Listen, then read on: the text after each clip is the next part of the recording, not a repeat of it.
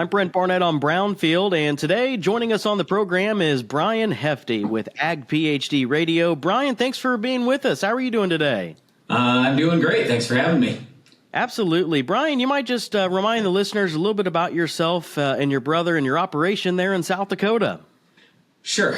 So my brother Darren and I host Ag PhD TV and radio. We also farm, and it's been another interesting spring as usual. So we don't just talk agronomy, on TV and radio. We are actually farmers. We farm about 3,500 acres.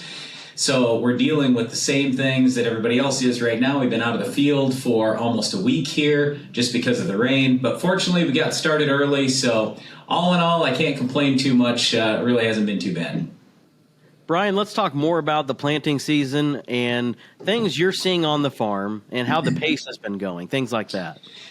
So one of the biggest changes probably in the last 10 years, I would say, maybe even 5, has been that a lot of farmers want to plant soybeans early. Now, I'm still a big proponent in let's plant the corn first and then plant the beans.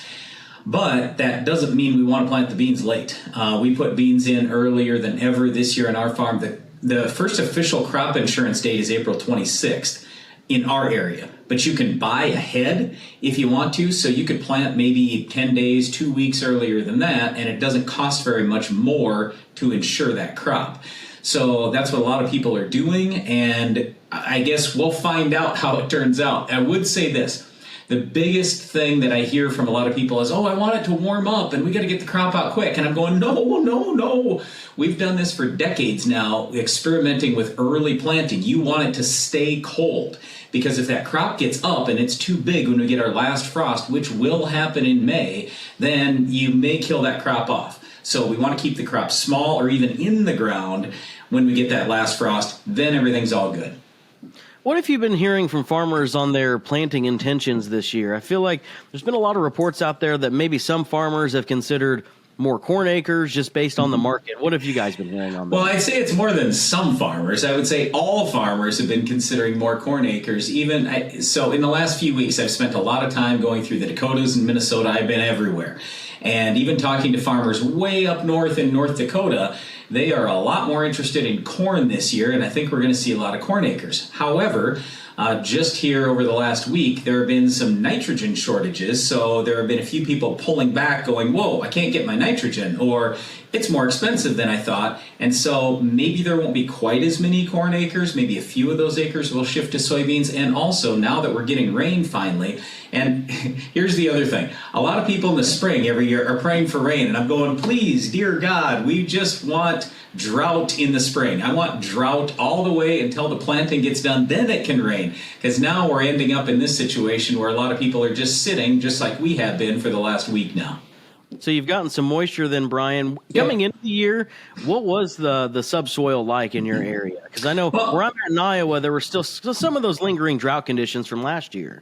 Yeah, I know. But here again, and I'm dead serious with this. Forever now, I have prayed for drought starting the day harvest starts all the way till the day planting gets done in the spring. I don't care about spring moisture, don't need spring moisture for the crops we're raising. Don't get me wrong, I'm not saying pastures or anything else.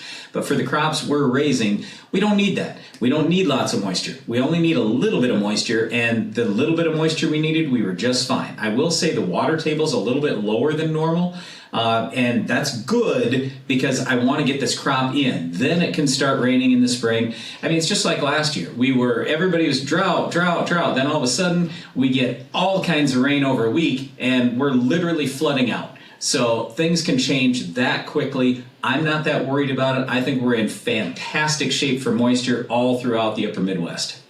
I wanted to ask you, Brian, about tar spot. How big of a conversation has tar spot been for this planting and growing season at the start? Well, it's been a conversation, but here where we farm, right by Sioux Falls in South Dakota, it's not that big a deal. Did it get here last year? Yes, but it came so late that it didn't have any impact on yield, we believe. Now, there are a lot of the plant pathologists saying, hey, this could and should survive your winter. Well, we'll see. We'll see if this shows up this year. I just know that, like over in eastern Minnesota, eastern Iowa, we've worked with a lot of people going into Illinois and Wisconsin. they've had tar spot really bad. I mean, really bad, like 50 to 100 bushel yield losses. So over there, yes, I'm definitely worried about it. But even for those people in 2023, they were all worried about it because 22 had been bad. And then in 23, they're like, oh, it's not nearly as bad this year. So I don't know. We'll see if we have the conditions this year. But yes, it's been a concern that a lot of people have had. What type of conditions, Brian, does tar spot thrive in? Well, like any other disease, we need moisture. And then as far as just the crop overall growing, if it gets off to a bad start, we have drought, any of those kind of things, and the crop is suffering, the odds are probably not as high that we will have tar spot. But I guess we'll see what ends up happening, like I say, this year. But main thing is moisture. And then beyond that, we just don't know how that disease is going to survive over the winter. We can't really predict it, just like how we can't predict insect populations. We don't know what exactly is going to happen and what exactly that disease needs.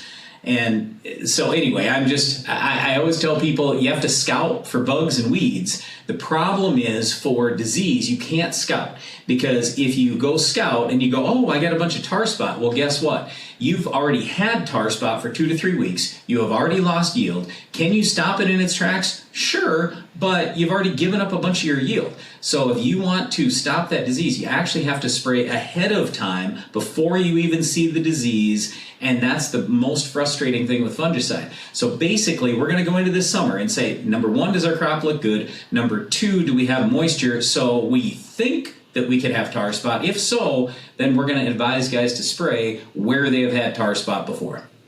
Before we go, Brian, can you give the listeners kind of a preview on your Ag PhD field day that's coming up later this year? Yeah, so our field day is the last Thursday in July. We do this every year. It's a free event. We just do it and host this to say thank you to people for watching us on TV and radio. We really appreciate it. We've been super blessed with the whole media thing, with our farm, business, everything else. So we just want to say thank you. But it's always the last Thursday in July. We'd love to have you there. And you can go to agphd.com to learn more about that. And also, at the end of June, we host this Scouting and Scholarships event where we're going to give away over 100 college scholarships. So we got information on that at agphd.com as well. Really appreciate the time this morning. Have a good day, Brian. Yep, thanks a lot. You too. Brian Hefty with us here on Brownfield. I'm Brent Barnett. Thanks for watching here on the program.